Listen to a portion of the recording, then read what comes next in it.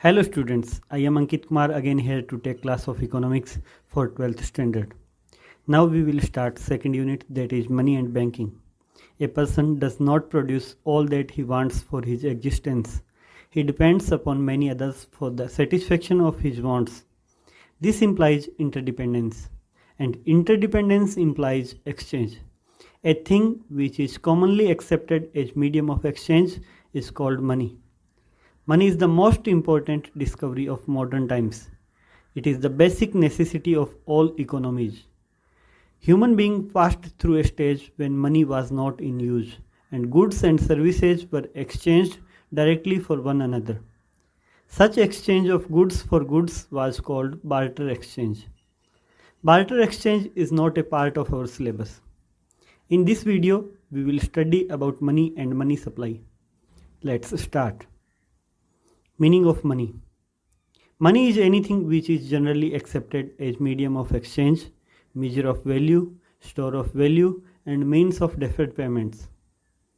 The term money can be any commodity chosen by common consent as an instrument of exchange of goods and services. The term money is used to cover all such things like coins, currency notes, checks, etc., which are used to conduct business transaction and settlement of business claims. According to Crowther, everything which is generally acceptable as means of exchange and that at the same time acts as a measure and as a store of value. According to Walker, money is what money does. This definition explains the functions of money. Functions of money are not the part of our syllabus. Now we will learn about some forms of money. Full-bodied money. Money whose face value and commodity value are equal is called full-bodied money. A rupee coin during the British period in India was made of silver. Its commodity value, that is value of silver, was equal to its face value, that is value as money. Credit money. Money whose face value is much greater than its commodity value is called credit money. It includes token coins and currency notes. For example, money value of 100 rupee note is greater than its paper value. Legal tender money. It has legal sanction behind it and accepted as a means of payment. Currency refers to legal tender money. It has legal sanction behind it. It consists of paper notes and coins. Bank money. Demand deposits with the commercial banks are called bank money. These deposits are payable on demand by their depositors. On the basis of these deposits, the depositors can write checks. Supply of money. Money supply refers to the total quantity of money in the economy at a given point of time. It includes money held by public only. The term public signifies the money using sector, that is individuals and firms. It doesn't include money creating sector, that is government and banking system, as cash balance held by them do not come into actual circulation in the country. It is a stock concept. It is concerned with a particular point of time. Components of money supply. The basic measure of money supply has two components. First, currency held by the public, and second, net demand deposits held by the commercial banks. Currency held by the public. It consists of paper notes and coins held by the public. Remember, any currency held with government and banks is not to be included. Currency money is also termed as fiat money. Fiat money is defined as the money which is under order from the government to act as money. It must be accepted for all debts. It is also termed as legal tender money, as it can be legally used to make payment of debts or other obligations. Net demand deposits held by commercial banks.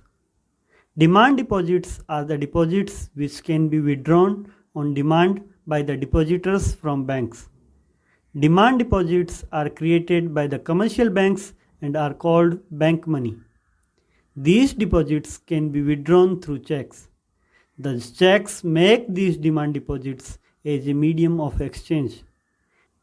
A demand deposit is treated as equal to currency held as it is readily accepted as a means of payments. High-powered money. High-powered money is also called monetary base. It is money produced by the RBI and the government. It shows the total liability of the monetary authority of the country. It consists two things. Number one, currency held by the public, and number two, cash reserves with the banks. Measures of money supply. There are four alternative measures of money supply used by RBI.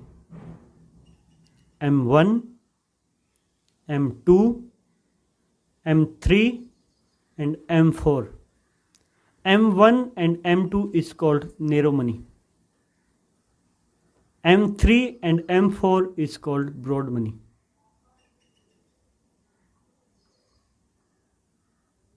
M1. It is the basic measure of money supply. It is also known as transaction money as it can be directly used for making transactions. M1 is equal currency and coins with public plus demand deposits of the commercial banks plus other deposits with RBI. Other deposits include deposits held by the RBI on behalf of foreign banks and governments, public financial institutions, World Bank, IMF, etc. M2. In addition to M1, it also includes saving deposits with post office saving banks. It is broader concept of money supply compared to M1. M2 is equal M1 plus saving deposits with post office saving banks. Post office savings are not withdrawable by checks, so they could not be placed under demand deposits with banks. As a result, the concept of M2 was evolved. M3. In addition to M1, it also includes net time deposits. It is also known as aggregate monetary resources of the society. M3 is equal M1 plus net time deposits with the bank. M4. M4 includes total deposits with post office saving bank in addition to M3, excluding national savings certificate. M4 is equal M3 plus total deposits with post office saving banks excluding NSC. That's all. Thank you.